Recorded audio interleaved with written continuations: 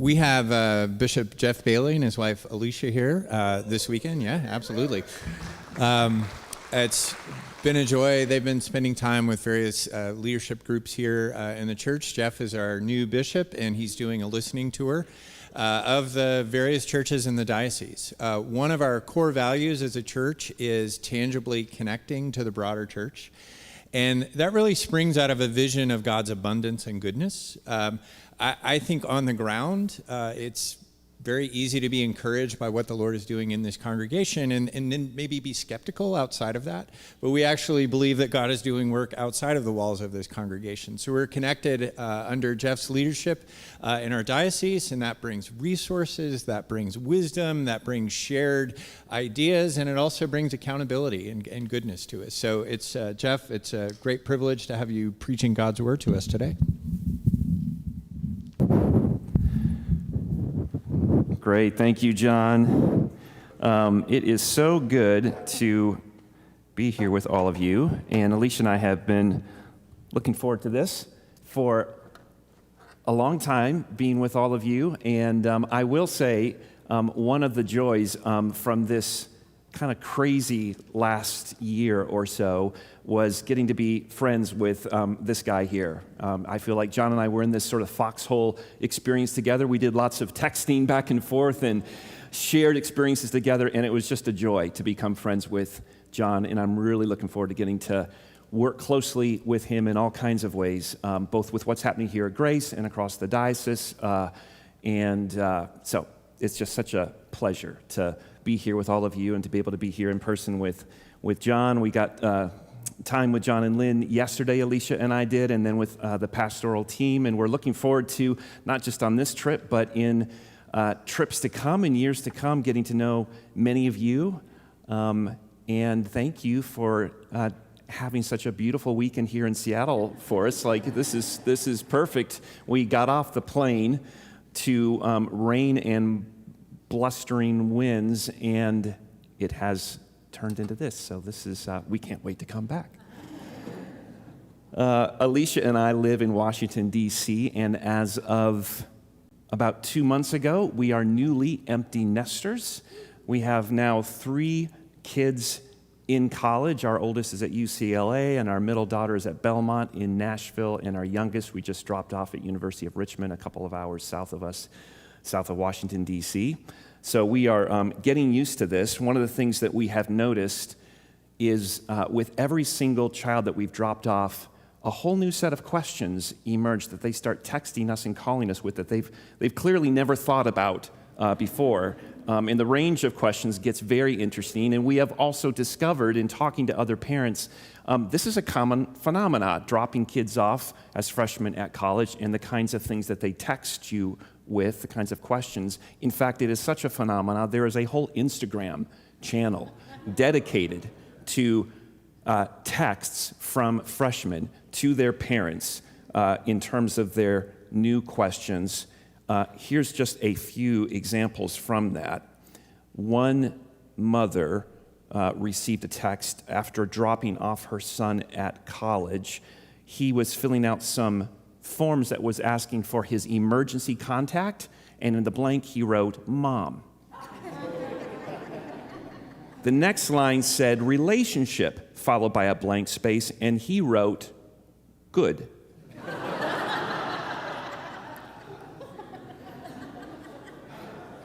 Someone else's son was filling out a similar form. He put for his emergency contact 911.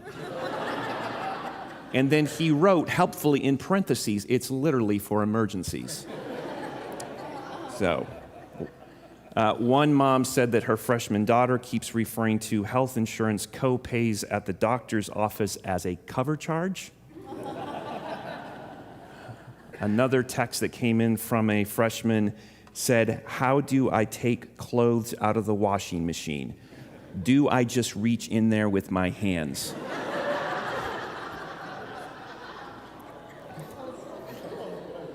And another was wandering around the grocery store, texted his mom to say, "Where in the store is the pasta water?"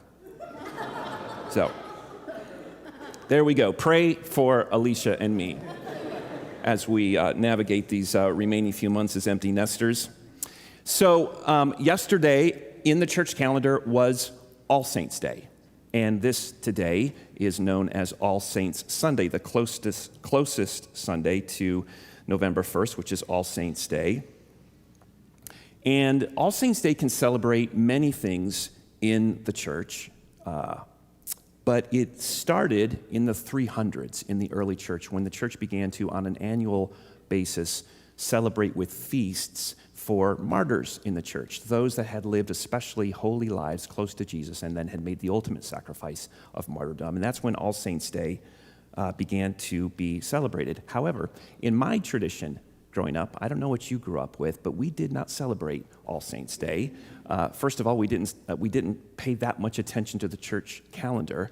And even if we had, we would have been a little suspicious of anything that was celebrating saints, because we were very concerned about not doing anything that was about earning your salvation. And saints were people that were especially holy and good and close to Jesus. And that sounded suspiciously like people that might have been, working too hard at things. And so we didn't pay a whole lot of attention to this celebration of saints in the past. What we didn't know, however, is that not paying attention to that cut us off from something that is actually really central to discipleship, which is imitation. A lot of what we learn in being disciples of Christ, we learn from the examples of others. We learn it from the examples of others that have been in our lives, parents, grandparents, mentors, pastors, key people like that. We also learn it from the example of people who have died and are in the past that we don't know ourselves, but the church has said, these people have lived such exemplary lives. Pay attention to them. Learn from them. And therefore we celebrate the lives of these saints in the church because we learn from them. As they follow Jesus, we also learn from them to follow Jesus. And one of the things that characterize the lives of saints is that they loved people who were hard to love. They loved people who were opposed to them. They loved their enemies. And it's why, for All Saints' Day, one of the lectionary texts that's always available as an option to read is the gospel reading that we heard this morning, this text where Jesus is teaching on loving your enemies. It's always one of the key texts for All Saints' Day because this is what characterized saints that followed Jesus. So I want us to consider briefly this gospel passage on Jesus' teaching to love our enemies, but I want to note that it's a challenging teaching to hear. It's a challenging one to take on board. So let me start by asking us to do a little internal exercise, which is to call to mind someone in your life who is in some way opposed to you. It may be somebody who has been opposed to you in quite serious and difficult ways. Maybe they've hurt or betrayed you in some fashion, or they've worked against your good in some manner. Or maybe it's less serious, just on some level, you don't really like them or they don't like you. Sometimes it's actually people that we might be embarrassed to admit that they are kind of enemies even in our own mind. Some of you will know the writer Anne Lamott. She's one of my favorite writers, and she describes herself as a San Francisco hippie who found Jesus. And in one of her books, she writes about a woman who didn't even know that she had become an enemy in Anne's mind. And she writes this: I had this enemy for a brief period, the parent of one of the children in my son Sam's class. She seemed so driven and unaware that it might have astounded her to learn that we were enemies. But I can tell you that it's true. I knew that she was divorced and maybe lonely, but she also had mean eyes. In the early weeks of first grade, she looked at me and my dreadlocks like I was a Rastafarian draft dodger, and then over time as if I was a dazed and confused space traveler. It's true that I have had a certain amount of trouble adjusting since my son Sam started school 2 years ago. There's too much to remember. But Sam's first grade teacher was so warm and forgiving that I didn't trouble my pretty head about schedules, homework, spelling lists, and other sundry unpleasantries. However, all the other mothers were always baking little holiday-themed treats for the class and also seemed to read all the papers the school sent home, which I think is actually a little show-offy. It also gives them an unfair advantage. They knew, for instance, from the first day of school last year that Wednesdays were shorter school days, and they flaunted it, picking up their kids at just the right time every week. I somehow managed to make it into October without figuring out this one scheduling peccadillo. Finally, though, one Wednesday, I stopped by Sam's classroom and found him once again drawing with his teacher. The teacher said gently, "School gets out an hour early on Wednesdays." "Ah," I said, and smote my own princess forehead. Sam sat there drawing with a grim stare. And somehow, my enemy found out about this.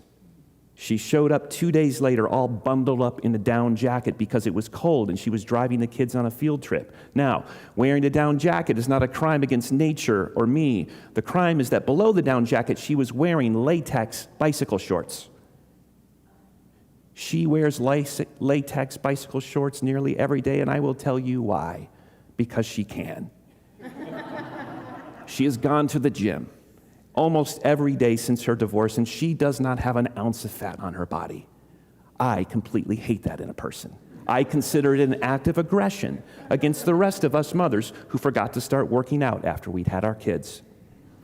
The day of the field trip, she said to me, sweet as some flight attendant, "I just want you to know that if you have any other questions about how the classroom works, I'd really love to be there for you." I smiled back at her.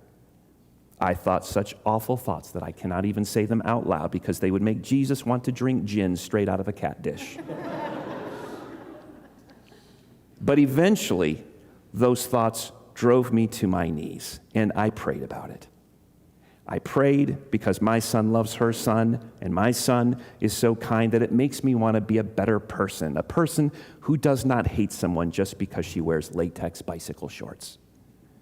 I prayed for a miracle. I wrote her name on a slip of paper, and I put it in a small box where I keep requests I'm especially praying for. And I said to God, "Here." Now, you or I may not have particular challenges with people who wear latex bicycle shorts. But we all have people in our lives who, when we think about them, we struggle to will good things for them.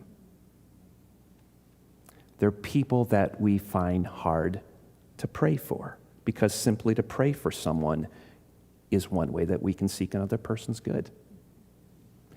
And so when we think about that person and find ourselves struggling to want good things for them, we might find ourselves listening to the words in Jesus' passage that we just heard this morning and find ourselves wilting a little bit under what he's saying there. Because for some of us, it can almost feel like Jesus might be dispensing with one law only to give us a new and harder law to follow instead.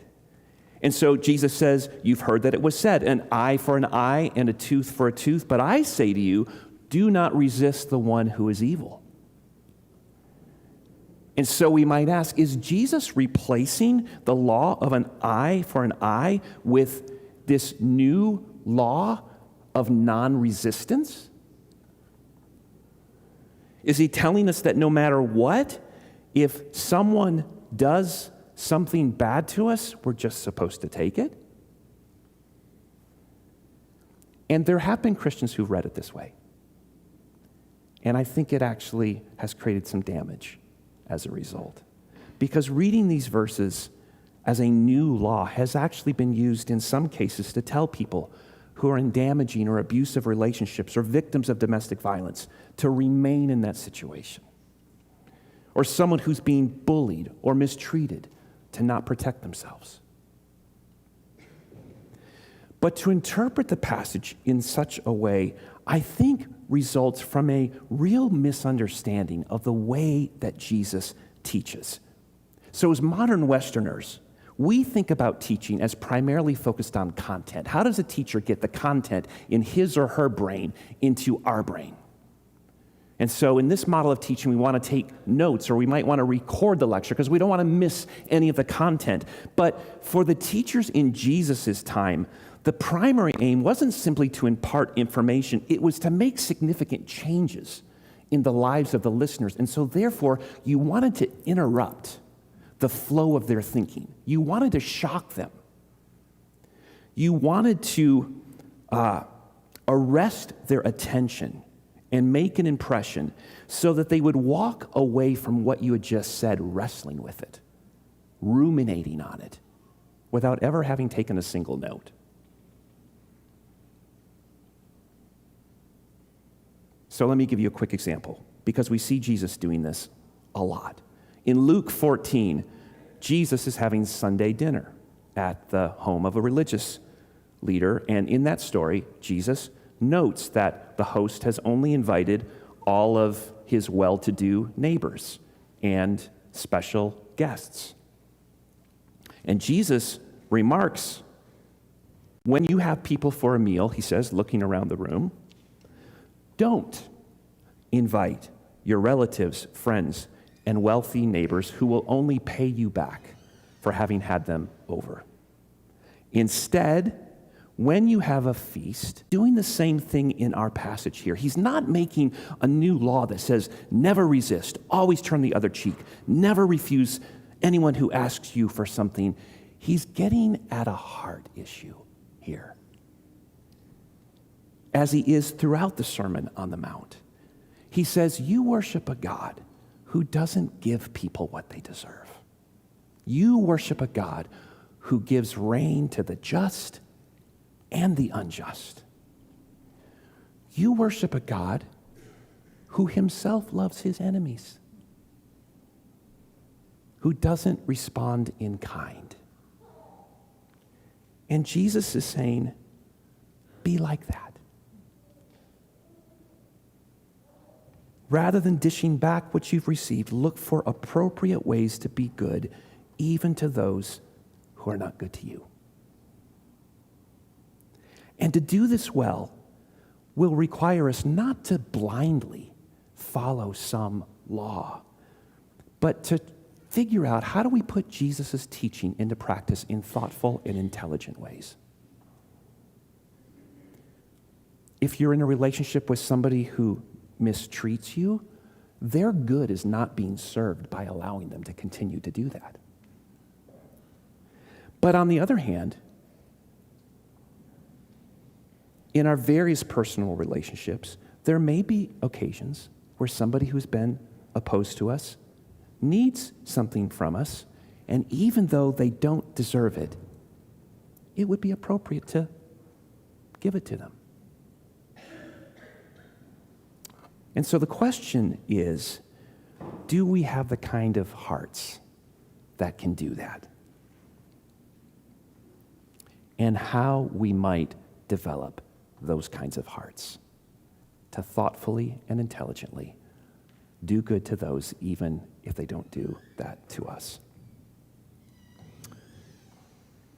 And so that we don't leave this simply in the realm of theory, let's think for just a few final moments about how we might practically move in the direction of loving our neighbors.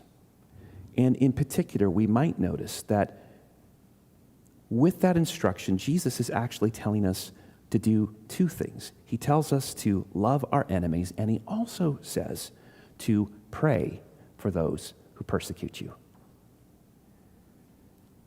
Now, why would he put those two things together?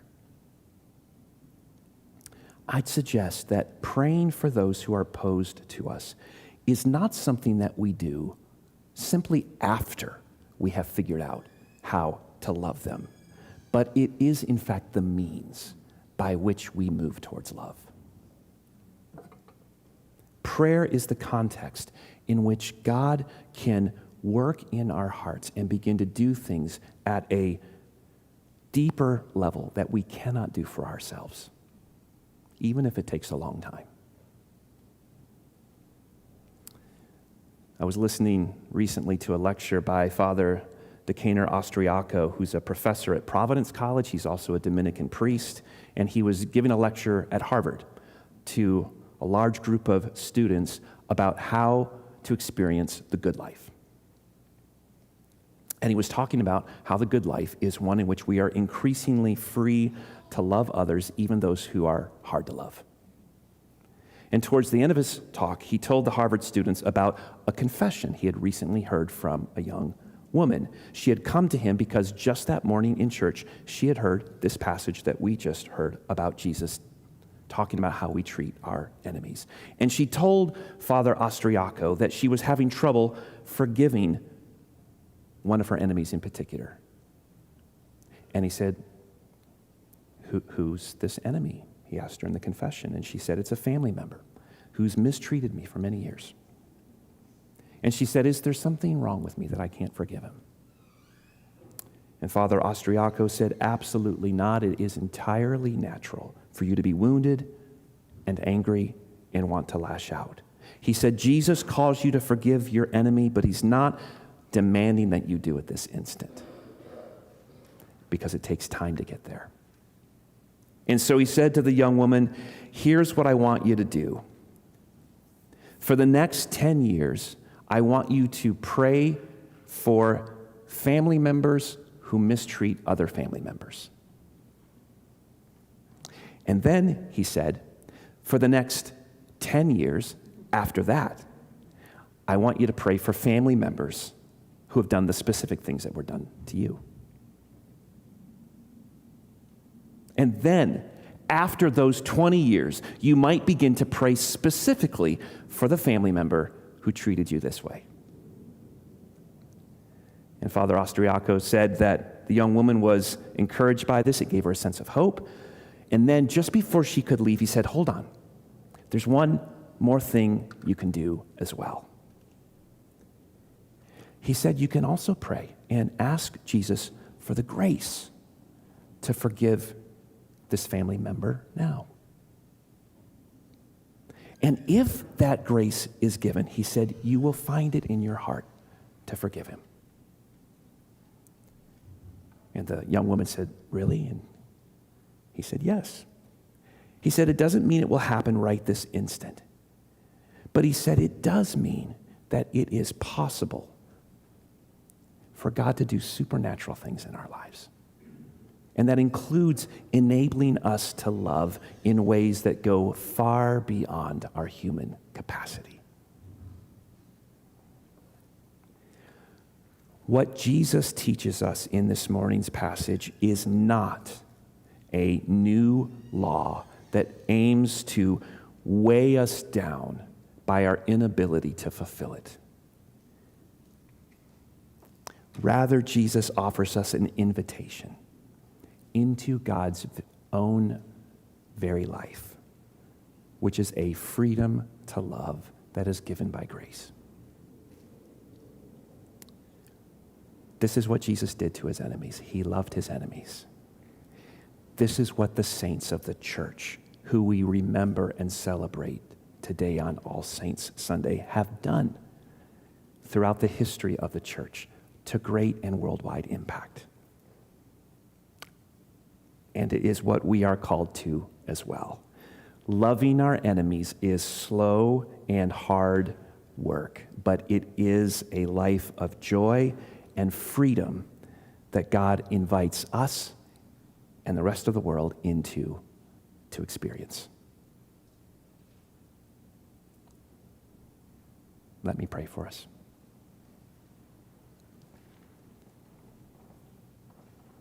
Father, would you open up our hearts to receive your words? And in those most difficult places where we long to live with greater love and freedom,